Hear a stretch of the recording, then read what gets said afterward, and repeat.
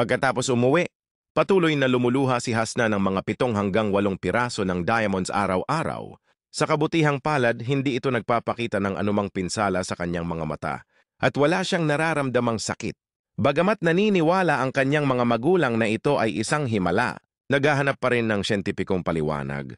Ang mga doktor sa American University Hospital sa Beirut, ipinapahayag ni Dr. Bahano Raydin na may ilang tao na naglalabas ng luha na nagiging kristal kapag na-expose sa hangin. Gayunpaman, ito ang unang pagkakataon na nakita niya ang mga kristal na katulad ng diamonds na lumalabas mula sa mata ng isang tao. Sa pagkalat ng balita tungkol sa kalagayan ni Hasna, maraming tao mula sa buong mundo ang dumagsa upang bumili ng kanyang misteryosong kristal sa mata.